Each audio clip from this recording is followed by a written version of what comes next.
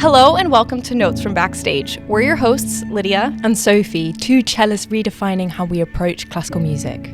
We talk about everything from mental health, music school, navigating our careers post-grad, and what it means to find your unique artistic voice. Join us every Tuesday for a reminder that music is meant to be enjoyed and shared, and that life exists outside of the practice room.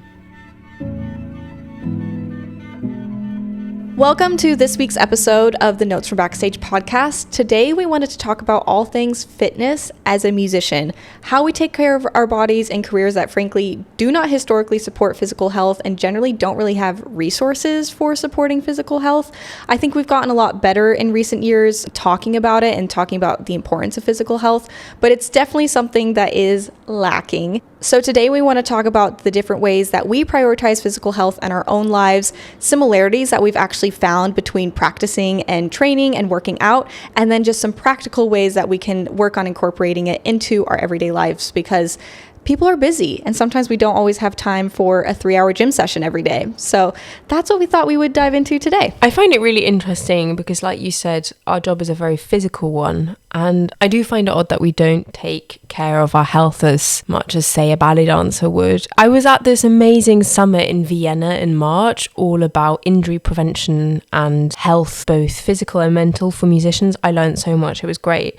But there was a pianist who came and she said, "Oh yeah, isn't working out bad for you? Doesn't working out ruin your ability to play the piano?" And I've heard several things like that from violinists. And I just think this myth has to stop. I mean, we're putting ourselves through a lot physically, and I sometimes think people don't make the connection in that, in a way, we are athletes, but on a minute scale. We work on the same muscle groups for hours and hours a day. It's very, very small muscles as well. So I do think it's a bit crazy that we don't emphasize taking care of our physical health in 2026. I also just think it's so shocking and a little bit sad. I'm assuming that the pianist you were saying that was asking about working out being bad, she was a woman, I'm assuming? Yeah, exactly. I also think that's just speaking to a greater issue in terms of women's relationship with working out, though, because I don't know why it's 2026 and still so many people think that you're going to bulk if you lift weights.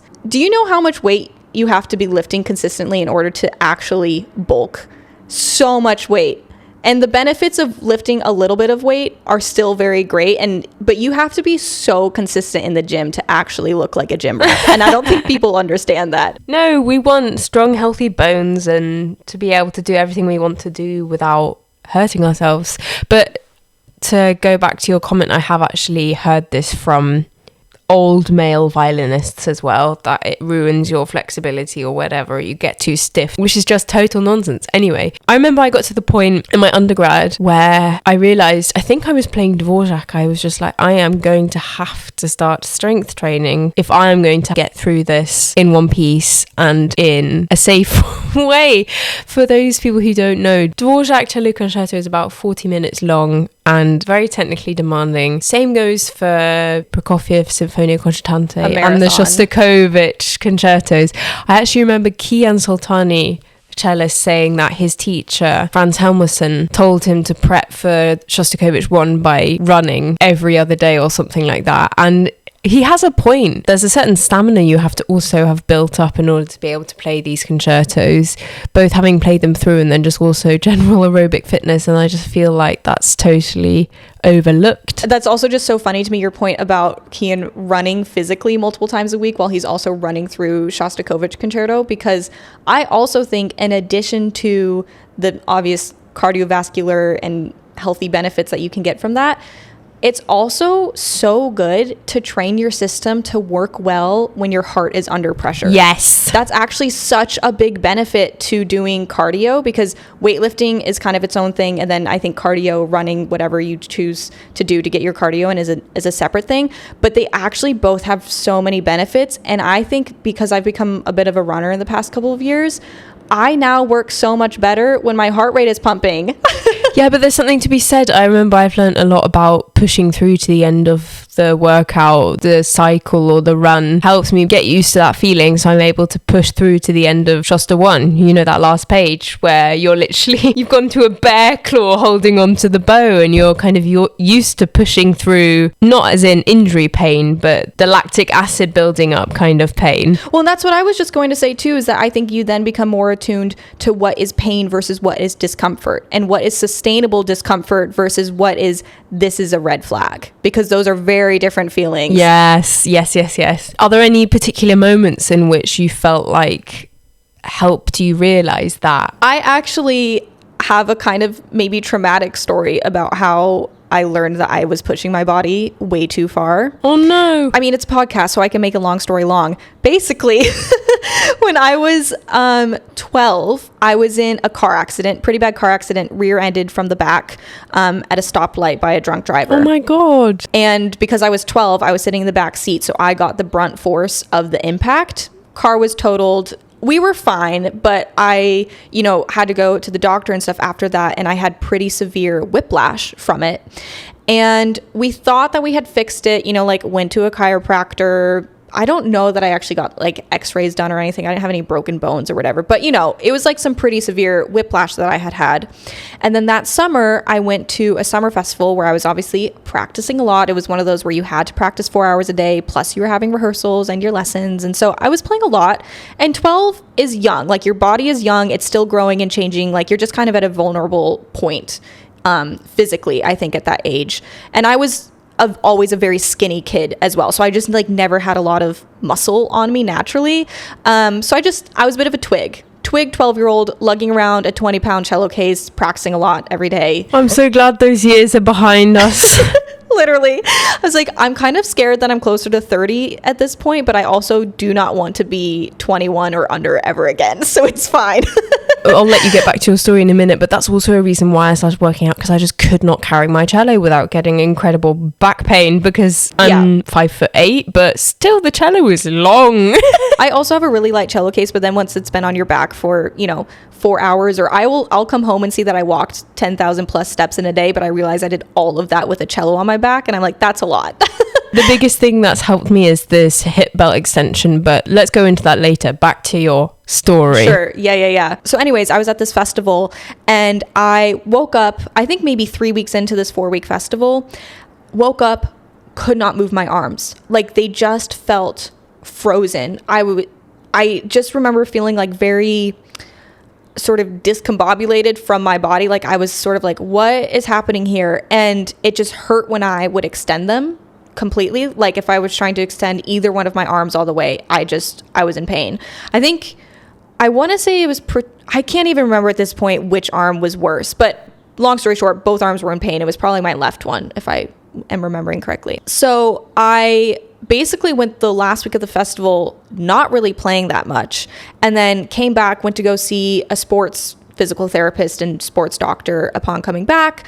They basically were it could be tendonitis. Also, they did x-rays and stuff at this point, and they found a cyst in my wrist, and it was sort of they didn't know if that was a red herring or if that was causing some pressure problems, whatever. I got put into splints. They were talking about surgery. We eventually decided against surgery. I just took some time off, was in a splint for a bit, and then started playing again, and was sort of okay, I guess it's fine. But it was not totally fine. And then 4 years later, I was a junior in high school, and I was practicing, and I think this was around Thanksgiving time or so. I remember practicing, and then all of a sudden feeling tingles in my arm, and they were sort of starting to extend down into my fingertips. And I was this is odd. I'm gonna be done for the day. Put the cello up. We're gonna take a break. We'll see what's happening tomorrow. Come back the next day, seems to be fine. But then a couple weeks later, it starts coming back. So then I go to another chiropractor. I start getting laser treatments on my arms because they think it's tendonitis. But the thing is with tendonitis is that you can, make progress in healing your tendonitis if you take time off from the instrument. But whenever I was taking time off and then I would slowly try to come back, it would still be bad. So we start going to every doctor in central Indiana that we think can possibly help this situation. So I did cryotherapy, which is where you go into one of those sub-zero chambers with nothing on. You're literally naked except for gloves that they give you to put over your hands and feet so that you don't get frostbite, and you just have to stand there for like 2 minutes. I did cryotherapy. We did acupuncture. I was taking like bovine supplement pills, which for me as a vegetarian was really traumatizing. Did not enjoy that part of it. But I mean, we were just trying everything to try and figure out what was going on. And this whole time I wasn't playing during the week, but I was going to a really intense prep program. And so then I would play on the weekends at my prep program, and then, or I would be playing for a competition, like I would have weekend commitments, but then I wouldn't play during the week. And so any photo of me playing from this period of my life, I'm wearing long sleeves, because underneath those sleeves, I've got KT tape on, I've got muscle tape on. And whenever I wasn't playing, I was back in splints. Like I had 2 arm splints going on at this point in time, plus KT tape. I mean, I looked like an animatronic. It was not good. I also was still dancing during this point in time. I was a dancer from the ages of like 4 till when I graduated high school. So I was still dancing during this whole time too. And I remember showing up to dance class and my teacher just being like, "What is wrong with you?" Because I looked a mess. And so I was going through all of these different types of therapies to try and figure out what was going on. And it wasn't until I went to a chiropractor in Indiana who had worked with musicians of the Indianapolis Symphony Orchestra that she was the first one who properly took x-rays, properly, I think, evaluated me and could figure out what was going on and was actually testing my strength limits and my mobility limits and all these things. And I remember that she had me laying down on my back. She had me place one of my arms sort of out in front of me. And she said, try to resist. And she tried to push my arm towards the ground. I was so weak and so injured, I couldn't resist it. Like I had no ability to push back against her hand if she was pushing against me. Like I just was going down. And she did some sort of muscle scan along my back and my spine to evaluate where my like tension and points were, whatever. And it was basically like, if you're green or blue, it's fine. If it's red and black, everything's bad. Everything came back red and black. So basically, I've got a horrible back scan and I have the beginnings as a 16-year-old of arthritis in my neck. And so she was the first person who said, you don't just have tendinitis. Obviously, that's sort of, I think, a little bit sometimes of an umbrella term, and just with like inflammation caused from overuse. It's tendinitis, sure. But she was the first person who was like, you have thoracic outlet syndrome, which basically means that my tendons and my arms were so inflamed and my back was so inflamed that nerve signals from my head were not getting through to my fingers, and everything was just becoming like my arms were swelling and becoming hot to the touch. Everything was tingly because I was very much on the edge of nerve damage at this point in time. And so I finally started working with her, a physical therapist, a sports physical therapist to be specific, and then a massage therapist, who the massage therapist I genuinely credit maybe the most with bringing me back to a point where I could play the cello again. But I have to tell you, she is the nicest person in the world. If she's listening, Marcy, shout out to you. I think you actually saved my life. But she is a bit of a woo-woo masseuse. Like, I remember the first time that I sat, like, in her room and she was working on me and she was, doing the normal things. Like I had sports massages and stuff before. So I was sort of expecting it to be one of those deep tissue things that makes you cry on the table. It was not that at all. She like starts checking out my back and like feeling my arms and all the things. And then she was like, okay, I'm just going to ask your muscles which direction they need to move in. And I'm thinking that means she's just, going to touch my neck or touch my back and figure out what's going on. And instead, she just sort of made like a praying motion over the top of my body and goes, yes, I see. But she fixed me. Like when I tell you that every single time I left hers, I was feeling so much better. I think she was just very attuned with like holistic health, and your whole body needs to be becoming centered and all of the things. I mean, I literally credit her with being able to play the cello again, like that sort of combination of things. And then the other thing, that I was discovering when I was going to this physical therapist is that they had told me that I had been sitting wrong because I had not been using my ab muscles to sit, and I had been relying on my back muscles to support me. And so I had just been causing undue stress on my back for, years at this point. And the reason that I also bring up that previous injury experience from a few years prior is I think that one had never been addressed. So it's sort of been compounded by 4 years of playing, me not realizing that, oh, I actually shouldn't be in pain when I'm playing scales 20 minutes into my practicing for the day. But I didn't know that. It had just become normal to me. So I didn't even realize I was pushing through something. I was just practicing, and that's what it felt like.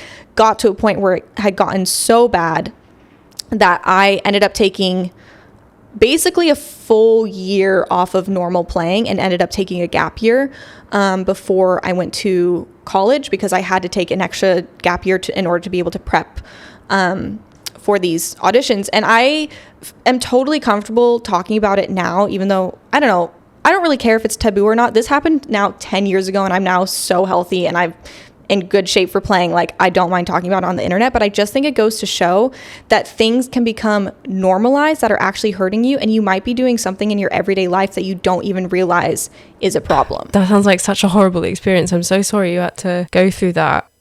I was just thinking about what you said about the massage therapist, and in a way I don't think it's so strange what she was doing, because I had something where when I lay down on the table I couldn't relax, and she could literally see my back spasming. So maybe it was something like that with your therapist, that she just had to kind of take a look at you and see what was going on, because they're so in tune with how the muscles respond to certain different stimuli, I guess. So that doesn't sound so woo-woo to me. A really big takeaway from this that I took from it, and that I hope people listening can maybe take from it, is that if you are starting to think something's not feeling right, something feels off, this is not feeling 100%, get another opinion. Like, have a professional's opinion, because you become very used to what your body goes through, and you become very accustomed to what your daily routine can be, whether it's sitting or how you breathe. Like, you just don't even notice that maybe you're doing something that is hurting you in the long run. I also think it's really important what you said, and that you find the right therapist for you who takes a holistic approach to things, because so many physiotherapists just focus on treatment rather than the daily habits, how you play. I just think it's crazy how important it is to find a physio who understands what it is to be either an athlete or a musician, in that you use your body for many hours a day. Treatment alone might not be the solution, but rather changing the daily habits and looking at how you practice. So now that we're both a little bit, more removed from those days of injury, and we've now learned how to sort of incorporate physical health into our daily lives, I also think it's been really cool for me to get more into fitness, because for a lot of people, when you start getting maybe more serious about music, maybe music started as a hobby and it was the thing that let you blow off steam, but then as you get more serious about it, it becomes the thing that is causing you stress, so you need to find something else to blow off steam. So I think fitness can be a great way of doing that. Like, there's literally no downside to it, and I think it can be just a really great hobby, right? Like, it does not need to be something that you are competitively working through, but I think it can just be a great hobby to have. I guess people can do crazy things like lift 2 heavy weights straight away, but anyone with common sense knows that you need to build up slowly. Right. Exactly. I think everything we're saying today, grain of salt, do what works for you. We are not giving physical health or fitness advice. We are not medical professionals. So be smart, use your brain. We're just trying to encourage you to do your own research and place a bit more emphasis on looking after yourself. I think I have a rule that often it's more important to do that 1 hour at the gym instead of squeezing in that extra 1 hour of practice at the end of the day. Your body and your brain will thank you. You obviously mentioned you've gotten really into running the last years. Have you learned anything from running that you feel helps with practicing? 100%, so much. And I also think my background of being a musician and, a disciplined musician who knows how much grinding it takes to get good at something has also really helped with running. I got into running maybe a year and a half or so now. As I said earlier, I had been a dancer growing up, and then I had a phase in college pre-COVID where I was really consistent about going to the gym. I had like sort of a gym squad of friends that we would go together, and then I just kind of fell off during COVID because I was like, well, I'm not going to go to a gym now. And then I moved to New York City, and I was like, well, can't afford a gym now when I, first moved to the city and stuff. So yeah, it sort of turned to running, and it's a great way to see New York City. I'm not going to lie, New York City is a fantastic city to run in. And it just started as something where I was like, nice to do a couple casual 5Ks a week, get out, get some sun. I also think for me, the huge benefit of running is that I try to do outside whenever I can. And so also the combination of fresh air, new scenery, that in and of itself, if you're not going to go for a run, go for a walk. Take a 20-minute walk in one of your practice breaks. Your brain, it's such a life hack. It's kind of annoying how stupidly easy that it is and like what the payoff is. Like, go for a walk. Please go for a walk. But yeah, so I started to get into running, and then in 2024, I watched the New York City Marathon, which is one of the world major marathons. There's 7 or 8 world major marathons, and they are the biggest marathons that happen across the world. Like, people make their life mission to go and run these marathons, and one of them is New York City. So it's such a fun day in the city, and it's just so many good vibes. I go, I cheer. It's always so fun. So that was happening on a Sunday. And then the following Tuesday, Donald Trump won the US presidential election. And I said, fuck you, I'm running a marathon.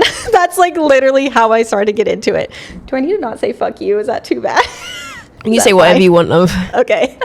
Because that's generally what it was. Because I think I was just so filled with rage, obviously, with a large part of it. And it also was sort of, I think, watching a woman lose that election was also really, really heartbreaking on a lot of levels. And, running marathons for women, like, women weren't allowed to be running these marathons till like the 1970s. Crazy. Yeah, I think it really became sort of a self-liberation, and also I wanted to prove to myself that I could do it. So I started training did a couple 5Ks, did a 10K, and then this time last year, I found out that I was accepted to run the London Marathon for 2026 with a music charity.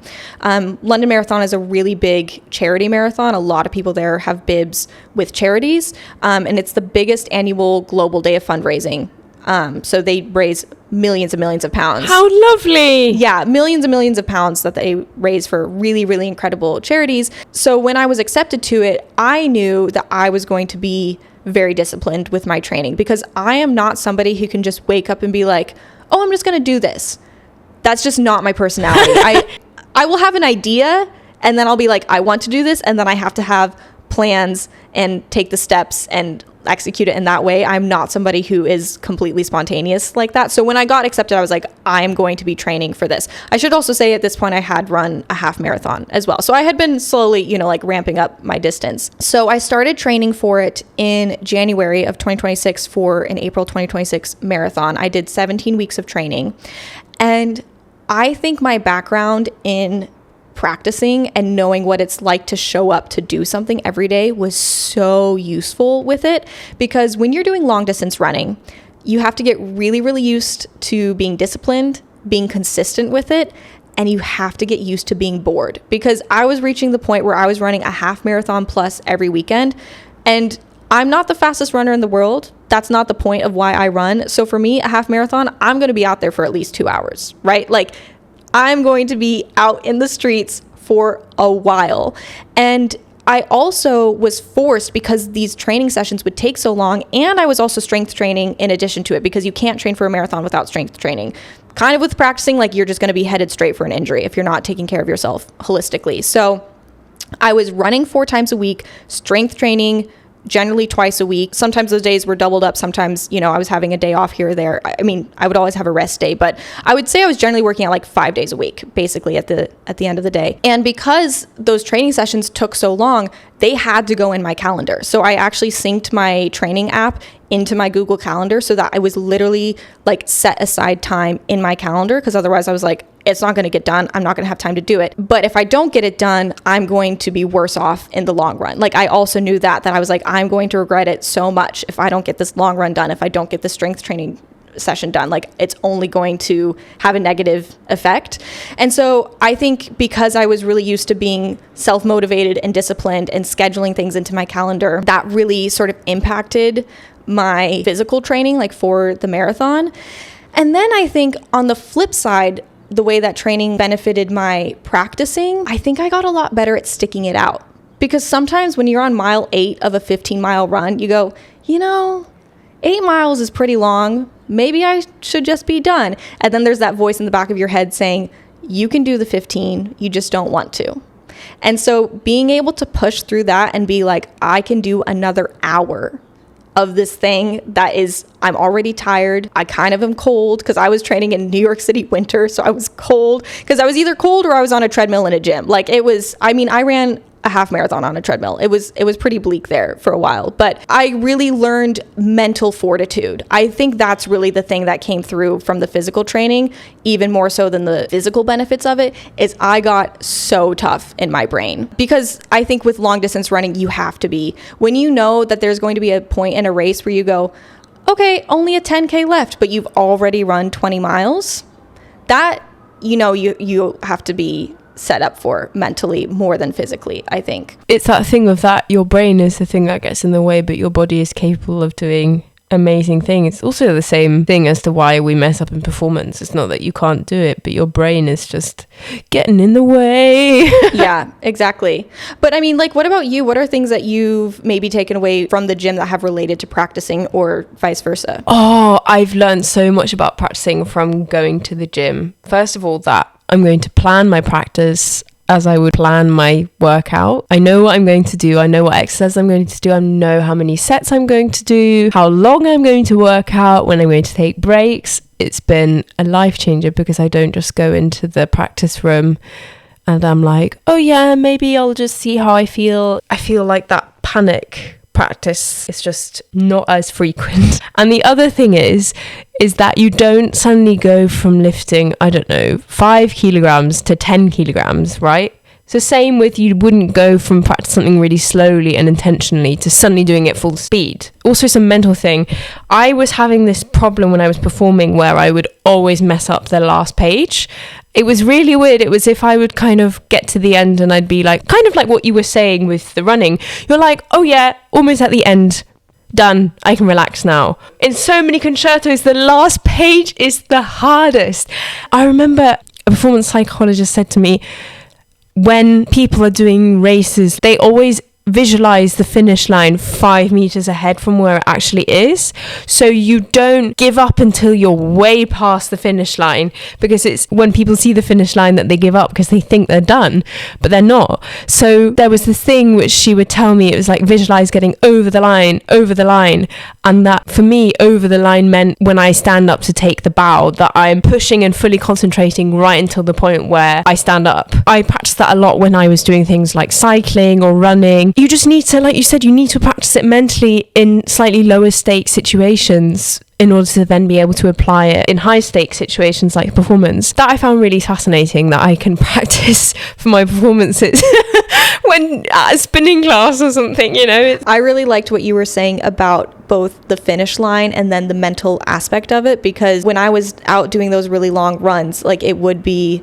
okay, this run was really long. I just ran 20 miles and there's no medal at the end of it. But you know what? The next time I do it, I will have a medal. And, just like having this image of you getting and achieving a goal is really, really cool. And I think that obviously the last 10K of a marathon, it really is mentally it's your brain that's carrying you. And I think that's the thing that a lot of people say about running a marathon, which I think can be applied to performance as well, is that you run the first 10 miles with your head, you run the middle 10 miles with your legs, and then you run the last 6.2 miles with your heart. Because when you are in that setting for so long, you gotta just tap into every single resource that you have in order to cross that finish line. Yeah. Wow. It's funny you were dancing until you were, what was it, 18? I think I graduated high school early, so I think 17, almost 18. Yeah, about that time. Because I was training to be a figure skater as well for until I was about 14 maybe. I was taking it really seriously. A friend of mine just competed in the Olympics, which was really cool to see her follow through. Do we both have friends that were in the Olympics? That's such a flex. Love that. Love that for us. That's so sick. I had a friend who was on the US men's curling team. Oh, wow. That's really cool. So sick. But I learned so much from those days. Also, discipline-wise, because obviously I'd have to train before school in the dark and the cold. It helped me a lot with regards to turning up and practicing every day, even though you don't want to do that. And another thing, which I have to talk about my dad for a brief moment here. I used to do a lot of competitions, and once when I was on my way to a competition, we got stuck in really, really bad traffic and I missed the warm-up, and I literally had to go on and just perform. And so my dad's motto is walk up, warm up, except don't warm up, and win. And it was just so great. Yeah, it prepped me a lot for having to perform under pressure. And I guess that's where my love of nice dresses came from. Completely off topic. But yeah, I don't know. I feel like... See, there's only benefits. There's only benefits. So we've obviously been talking a lot about the benefits of working out regularly and taking care of your physical health. But what does it look like to do that practically on a day-to-day basis, especially for people that don't necessarily have oodles of time to be training for a marathon? I definitely do what you do, and I put it all in my calendar, to be honest with you. You have to be very good at planning. I used to have a teacher in undergrad who would say, if you fail to plan, you plan to fail. That's my life motto now. Yeah, it was something to do with switching from putting things on my to-do list to putting them in my calendar. That took a lot of the stress out of having lots of things to do. I think for me, the biggest thing has been learning about what is actually best for your body and doing shorter sessions regularly where you work on the same muscle groups multiple times a week instead of just doing one massive arm day or one massive leg day once a week. I think we mentioned already the 48-hour window, which refers to the period after a strength workout or a resistance workout, where your muscle protein synthesis, which is the process of repairing and building new tissue, remains elevated. So during this phase you need to rest, eat enough and not overdo it. But if you then train again when the 48 hours are up, then you're able to get stronger rather than just maintaining. I do the same arm and back workout 3 times a week. It takes about half an hour, 45 minutes just to do this one, and I'll often incorporate it with running or cycling or spinning or a lower body workout because I love exercise. I love the endorphins you get, especially from a lower body workout. I wouldn't say I get that